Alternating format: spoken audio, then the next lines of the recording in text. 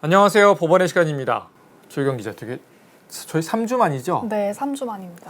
그 사이에 선고도 있었고 공판도 3번이나 있었고 여러 가지 일들이 있었는데 관련돼서 하나하나 차근차근 짚어보겠습니다.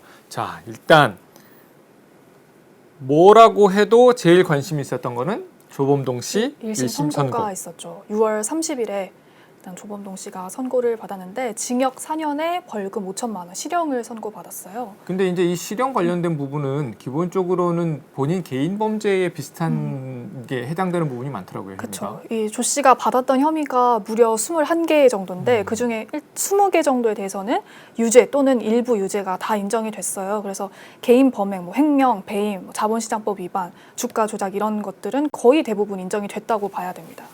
자, 그러면 이제 개인 범죄 부분은 그렇게 인정이 됐고, 근데 일단 역시 이 재판이 가장 관심을 끌었던 이유는 정경심 교수와 조범동 씨와의 관계 때문에, 사모펀드 관계 때문에 그런 거 아닙니까? 이런 네. 부분에 대한 판단들도 좀 나왔던 것 같던데. 맞습니다. 정경심 교수가 일부 혐의에 대해서 지금 조범동 씨의 공범으로 공소장에 적시가 돼 있었죠. 네. 그래서 여기에 대해서 또 재판부가 어떻게 판단하느냐가 되게 관심을 받았는데 결론은 2대1. 그래서 3개 혐의가 공범으로 적시돼 있었는데 그중에 2개에 대해서는 정경심 교수가 공범이 아니다 이렇게 판단을 했고 1개 혐의, 증거인멸 교사 혐의에 대해서는 공범이 맞다 이렇게 판단을 했습니다. 이거를 좀 자세히 보면은 금융위원회의 블루펀드 투자 약정액을 허위로 보고했다는 혐의에 대해서 부풀려서 했다는 네, 거였죠? 그렇죠. 여기에 대해서는 조범동 씨에 대해서도 아예 무죄를 선고했어요, 재판부가. 그러면 당연히 정경심 그래서, 씨는 네. 판단할 필요도 없는 그렇죠. 거고. 그렇게 돼버렸던 거고 두 번째로 좀 많이 화제가 됐던 건데 허위 컨설팅 계약을 맺어서 코링크피 회사 돈을 횡령했다. 대여냐, 투자냐, 그쵸. 이부전. 네, 그 논쟁이 있었던 혐의였는데 요거에 대해서는 조범동 씨가 일부에 대해 자백을 했어요. 그래서 그 부분만 유죄가 인정되고 정경심 교수 같은 경우에는 횡령의 공범이라고 보기는 좀 어렵다. 그렇게까지 관여하진 않았다. 이렇게 판단을 했거든요. 그리고 마지막으로 증거인멸 교사 혐의는 사모펀드 관련 자료를 삭제하라고 이제 코링크피 직원들한테 지시했다는 건데 여기에 대해서는 조범동 씨가 유죄를 받았고 정경심 교수도 공범으로 볼 수 있다 이렇게 판단을 했어요. 이렇게 이제 공범이 아니란 부분이 나오면 그러면 정경심 교수도 당연히 무죄, 그 부분에 대한 혐의가 무죄가 나올 가능성이 높아진 거 아닌가요? 그렇죠. 어떻게 봐도 일단 정 교수 입장에서는 좀 유리한 판단이 그렇죠. 나온 것 같다 이렇게 볼 수 있는데요. 한참 심리 중인 혐의에 대해서 다른 재판부긴 하지만 공범이 아니다라고 판단을 해버렸으니까 아무래도 무죄를 좀 점쳐볼 수 있는 상황이 아니냐 이런 그렇죠. 얘기들이 나오고 그리고 재판부가 그 증거인멸 교사 혐의에 대해서는 공범이 맞다고 했지만 또 단서를 달았어요. 이게 해당 재판부에서 판단한 게 아니기 때문에 충분히 이제 정 교수가 방어권을 행사하지도 못했고 입증이 충분히 이루어지지도 않았기 때문에 그쪽 재판부에서 판단할 문제다. 우리가 일단 이렇게 판단을 하긴 하지만 이거는 잠정적이고 제한적이다. 정경심 교수가 자기 재판에서 적극적으로 따지면 또 뭐 어떻게 될지 모른다 그렇죠. 이런 얘기네요. 일단 결론이 뒤집힐 수 있다는 그런 여지를 남겨둔 거라고 볼 수 있죠. 무엇보다 그 권력형 범죄 요게 지금 검찰의 프레임이었잖아요. 어떻게 보면은 이 전체적인 범행이 조국 전 장관 일가와 조범동 그렇죠. 씨가 이렇게 연관이 돼서 정경유착이라는 말까지 써가면서 그런 권력형 범죄라고 얘기를 했었는데 여기에 대해서 재판부가 그런 걸로 보이진 않는다 이렇게 판단을 했어요. 그러니까 조국 전 장관 일가와의 연관성을 그 고리를 끊어버린 거죠. 그래서 이 부분에 대해서 일단 검찰의 큰 그림이 이제 뒤집어져 버린 거니까 이게 부정이 어쨌든 됐죠. 인정받지 그쵸. 못한 셈이 됐죠. 조범동 씨도 뭐 청고가 나기 전에 이게 내가 조국 씨랑 조국 전 장관이랑 관련이 없으면 과연 이렇게 수사를 했겠냐 뭐 이런 부분을 호소하기도 했었는데 맞습니다. 그런 부분이 어느 정도 받아들여진 것 같고 또 한 명의 관심 인물 김경록 씨. 네, 정경심 교수 자산관리인이죠. 그렇죠. 이 부분도 선고가 나왔어요. 네, 조 씨 선고 며칠 전에 6월 26일 1심 선고를 받았는데 김경록 씨는 증거은닉 혐의로 징역 8개월에 집행유예 2년 선고를 받았어요. 일단 유죄는 실형은? 나왔습니다. 네, 실형은 네. 피하고 유죄는 네, 나왔어요. 네. 근데 뭐 정경심 교수 지시로 소극적으로 그동안 본인은 가담했다. 정경심 교수가 다 시켜서 한 거다. 이렇게 주장을 해왔는데 이 부분이 좀 잘 받아들여지지가 않았어요. 재판부에서 김경록 씨가 적극적으로 가담한 부분이 있다 이렇게 판단을 했거든요. 먼저 뭐 하드디스크를 없애줄 수 있다라고 제안을 한다든지 증거인멸을 하면서 네, 과정에서 능동적인 역할을 했다고 인정을 했기 능동적 때문에 역할, 네. 그 정 교수 측에서는 이렇게 김 씨가 능동적으로 가담한 게 인정이 된 만큼 정 교수 혐의가 입증된 거는 아니라고 볼 수 있다. 이렇게 또 유리한 판단이다라고 해석을 했고요. 검찰은 이 증거인멸 혐의 자체가 어쨌든 인정이 됐다. 사실관계가 인정이 됐다라는 거에 또 의미를 부여했습니다. 그래서 뭐 김경록 씨나 조범동 씨나 둘 다 일단 쌍방이 항소를 했어요. 검찰과 피고인 쌍방이. 그래서 앞으로 계속 상급심에서 혐의를 좀 더 다투게 될 것 같습니다. 이제 오늘은 19차, 20차, 21차 공판을 네. 봐야죠. 이제 하나씩 짚어보겠습니다. 자, 이제 19차 공판을 보는데 이게 재밌었어요.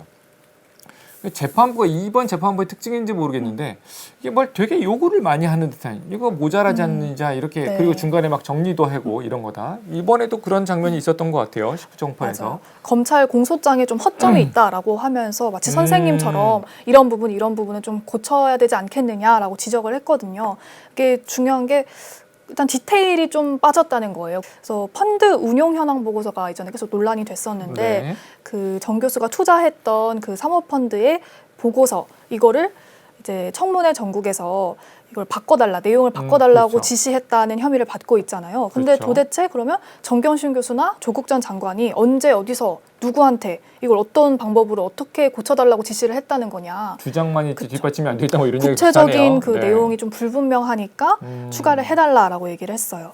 그리고 또 무죄를 언급하기도 해서 좀 화제가 됐었는데 이 교사범이 아니라 만약에 정 교수가 공범이라면 본인의 형사 사건에 대한 증거를 없앤 거기 때문에 이거에 대해서는 그렇죠. 무죄가 될 수도 있다라는 언급을 했습니다. 그러니까 그런 거죠. 그러니까 내가 죄를 지어서 이렇게 어떤 수사를 받을 때는 나에 관련된 증거는 본인은 직접 없애는 거는 죄가 안 되는 거죠. 그렇죠. 근데 이제 그걸 누구한테 시켰다 그러면은 죄가 되는 거고. 맞습니다. 다른 사람한테 범법 행위를 하도록 다른 사람의 손을 더럽히면 그건 이제 교사 혐의로 죄가 되는데 내 증거를 내가 없앴다 이러면 죄가 되지 않거든요. 그렇죠. 그래서 이게 교사범인지 공범인지도 좀 명확하게 밝혀야 되지 않겠느냐. 근데 뭐 여기에 대해서 검찰은 일단 이 큰 그림 자체가 정 교수의 지시로 이루어진 거다. 코링크피 직원들이 정 교수 지시가 없었으면은 굳이 뭐 이런 내용을 바꾸고 그런 일을 했을 리가 있겠느냐. 포괄적이고 계속적인 교사가 있었다라고 또 맞섰습니다. 코링크피 관계자들이 이제 나왔어요. 네. 특히 이제 주목이 됐던 게 그 이상훈 전 대표가 했던 말이 약간 주목이 되는 것 같던데. 네. 블라인드 펀드 얘기죠. 그렇죠. 정 교수가 투자했던 블루펀드가 과연 블라인드 펀드냐 아니냐, 정 교수가 투자처를 알았냐 몰랐냐 이게 계속 목적 논점이 됐잖아요. 의식이 있었느냐 없었느냐 뭐 그쵸. 이런 얘기예요. 네, 여기에 대해서 이상훈 전 대표는 블라인드 펀드가 맞다 이렇게 증언을 했어요. 정 교수는 아마 투자처인 그 웰스 CNT를 몰랐을 거고 뭐 음극재 사업에 이제 나중에 그 돈이 흘러갈 거라는 걸 알았던 건 맞지만 그 정확한 투자를 하게 되는 회사를 몰랐기 때문에 이거는 블라인드 펀드라고 정의할 수 있다. 그리고 이사들도 비슷한 증언을 한 것 같아요. 네, 비슷하게 얘기를 했어요. 그 이사 임모 씨, 이분은 블루펀드, 정 교수가 투자했던 블루펀드의 운용력이었는데요. 네. 이분은 이제 정 교수한테 웰스 시엔트라는 회사를 비밀로 할 수밖에 없었던 이유가 있었다라고 또 새로운 얘기를 했어요.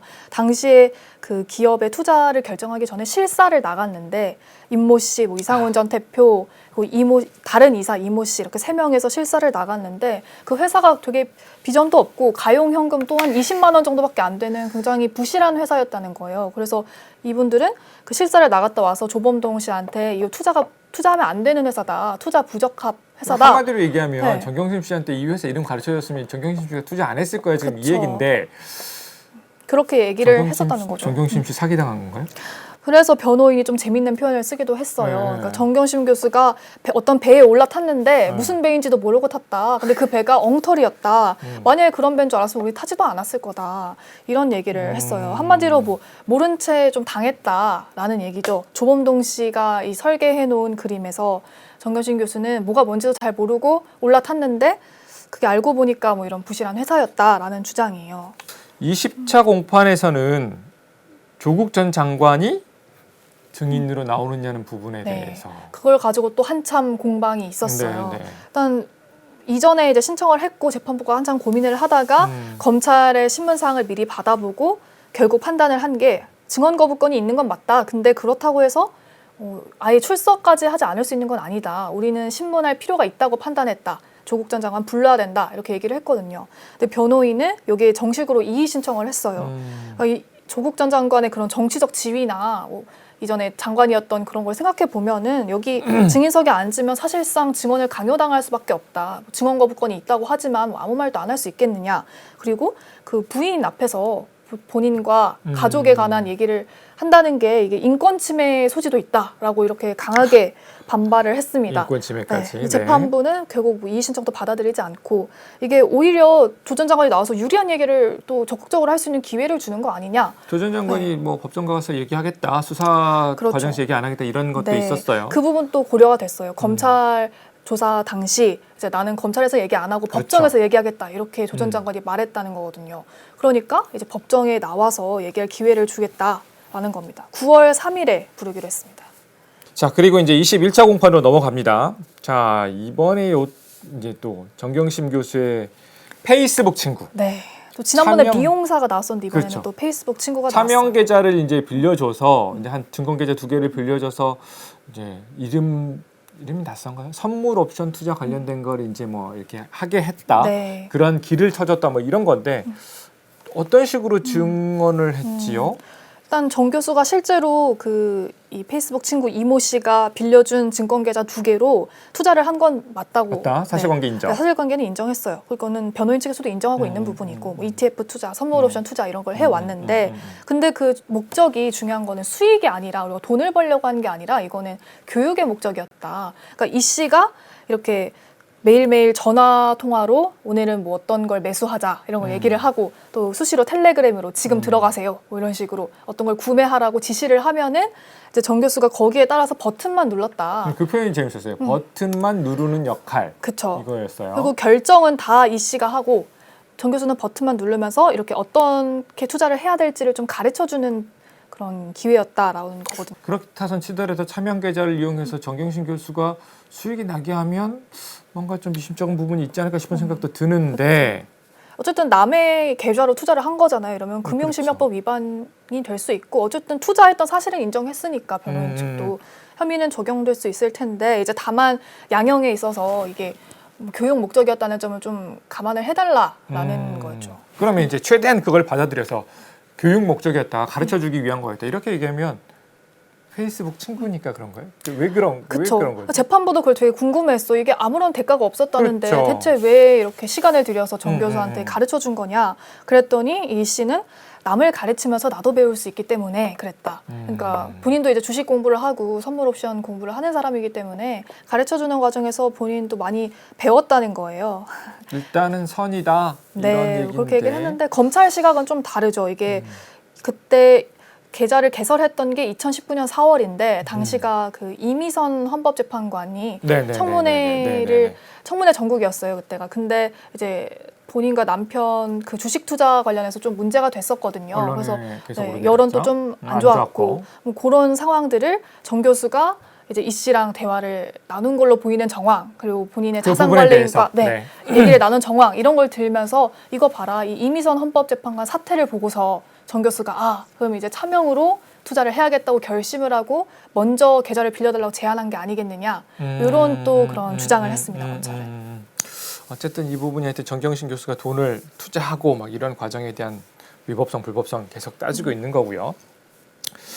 자, 그리고 또 21차 공판에서 이제 또 주목을 받던 사람이 서울대 한인섭 교수. 맞습니다. 현 지금 뭐 과태료 받았다가 한 번 안 나왔고 과태료 받았고 500만 원. 그리고 이제 이번에 나왔는데 그리고 또 40분 만에 집에 돌아갔어요. 결국은 증언을 하지 않았습니다. 이 두 번째 만에 나왔는데 이게 어떻게 된 거냐 보니까 시작부터 좀 특이했어요. 이제 증인석에 변호사랑 같이 앉고 싶다. 증인인데. 네, 증인인데 근데 우리 법상에 이제 증인이 변호사와 같이 이렇게 신문을 받을 수 있는 그런 조항은 없거든요. 그러니까 본인이 증인석에 앉고 그 옆에 변호사 앉히고 싶다 그런 그래서 얘기인 거죠? 증언 거부권을 행사할 수 있는 걸 있는지 아닌지를 변호사랑 계속 논의를 하면서 얘기를 하고 싶다는 거예요. 아, 이거 물어보면 이거는 네. 대답해야 돼요, 안 해야 돼요, 이런 그런 상황을 대화를 좀 네. 나누고 싶었다는 건데 뭐 재판부에서는 법령이 없다 보니까 거절을 했죠. 안 된다라고 얘기를 했고요. 이게 받아들여지지 않으니까 이제 다시 발언 기회를 얻어서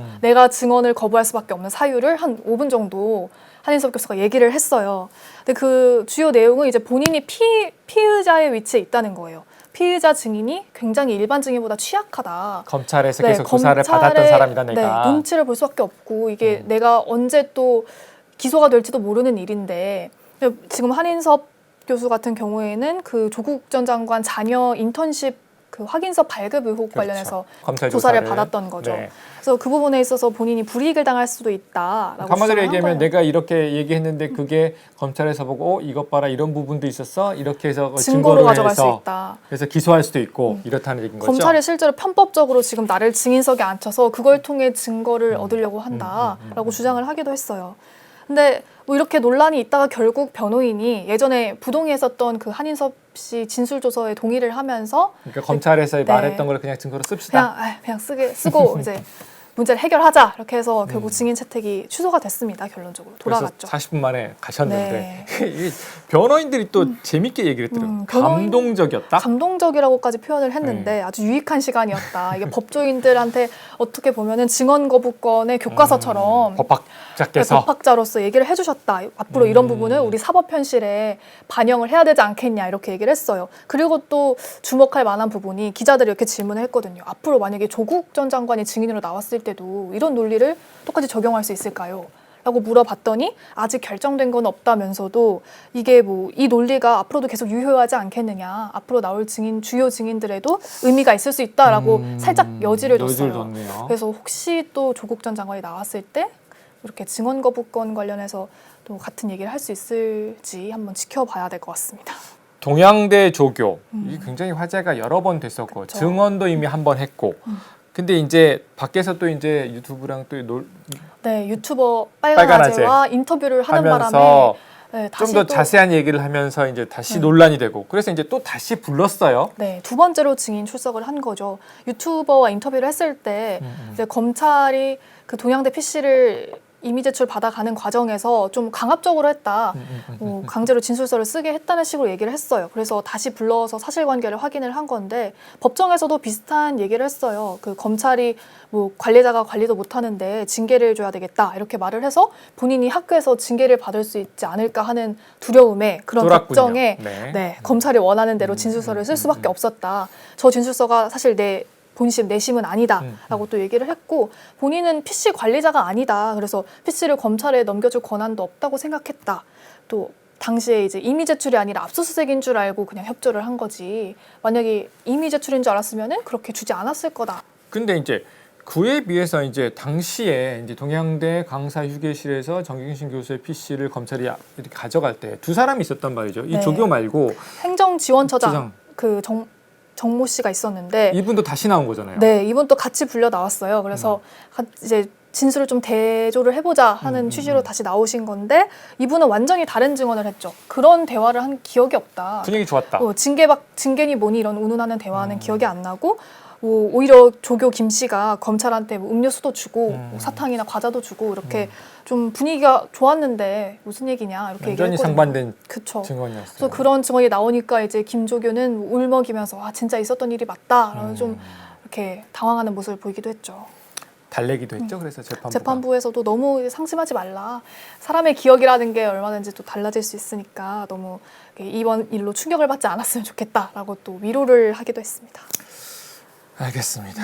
그리고 21차 공판 이렇게 이제 여러 가지 증언들이 나오고 국과수가 등장을 해요, 이제. 네. 21차 공판 시작할 때 이제 국과수에서 감정 결과 답변이 왔다면서 얘기를 했는데 재판부가 이게 그 정 교수 딸 조민 씨의 서울대 공익인권법센터 인턴십 관련한 거거든요. 그렇죠. 그때 뭐 서울대에서 열렸던 세미나에 조민 씨가 참석을 했냐 아니냐로 계속 논란이 됐었잖아요. 그러니까 인턴십의 활동의 일환으로 그 네. 내용으로 세미나에 참석을 했는데 이게 세미나에 참석을 안 했는데도 했다고 하면 허위가 되는 거고 했으면은 인턴십 활동을 그래도 어느 정도 했다는 게 인정이 인턴십 되는 활동의 거. 증거가 되는 거죠. 거고. 그래서 정 교수 측에서는 그 영상에서 한 여학생을 짚으면서 이 학생이 바로 조민 씨다. 네네네. 참석했다라고 주장을 했는데 검찰은 아니라고 했거든요. 그래서 이거를 그 당시에 그 조민 씨 사진 몇 장이랑 같이 국가수에 보낸 거예요. 동일인인지 좀 확인을 해보자고. 그랬더니 국가수 답변이 조민 씨의 가능성도 배제할 수는 없다. 이렇게 결론이 왔어요. 되게 모호하긴 하죠. 그러니까 그래도 조민 어쨌든 씨다 아니다 이건 아니니까. 조민 씨 동창들이 뭐 참석한 적이 없다 그러고 계속 증언을 했는데 그 부분에 대한 걸 국가수에서 약간 배제할 수 없다. 그렇죠. 뭐 약간의 가능성은 여지? 있다라는 식으로 약간 여지를 준 건데 변호인 측에서 당연히 또 의미를 부여했습니다. 그리고 정 교수가 엄마인 정 교수가 이게 딸 조민 씨가 맞다는데 그 영상 속에 이건 내 그쵸. 딸이다. 네, 그렇게 얘기하는데 우리가 뭘 어떻게 더 입증을 해야 된다는 거냐. 그래서 오히려 재판부가 정 교수 말이 다 거짓말이라는 그런 나쁜 전제를 갖고 지금 상황을 바라보고 있는 게 아니냐. 라면서 좀 강하게 얘기를 하기도 했어요. 우리가 이제 21차, 19차, 20차, 21차 21차를 까지. 받고 네. 자 22차 공판을 합니다. 이제 다음 공판에는 동양대 직원들이 되게 여러 명 나오고요. 그리고 또 다시 입시비리 좀 다루나요? 네, 그렇죠. 다시 좀 얘기가 나오는데 표창장 의혹 관련해서 아무래도 동양대 직원들이 얘기를 해줄 것으로 보이고 또 조민 씨가 다녔던 한영외고의 그 유학반 디렉터 조민 씨의 입시를 담당했던 선생님이 또 증인으로 나옵니다. 그래서 조민 씨가 그동안 쌓아왔던 그 스펙들 관련해서 좀 얘기를 해줄 수 있지 않을까 싶은데 어떤 증언이 나올지 지켜봐야 될 것 같습니다. 조민 씨 때문에 덩달아 떠버린 한영외고 네, 다음에 나오는군요. 알겠습니다. 오늘은 여기까지 하겠습니다. 정경심 씨 공판이 지금 저희가 방송을 녹화하고 있는 2주가 없고 다음 주에 네, 이제 한 주 쉬고 이제 그리고 그 다음 주 다음에 이제 법정 휴정기도 좀 있죠. 네, 여름에 휴정기가 2주간이 있어서 7월 마지막 주, 8월 첫 주에는 재판이 없습니다. 알겠습니다. 법원의 시간 앞으로도 계속됩니다. 많은 시청 부탁드리겠습니다. 감사합니다.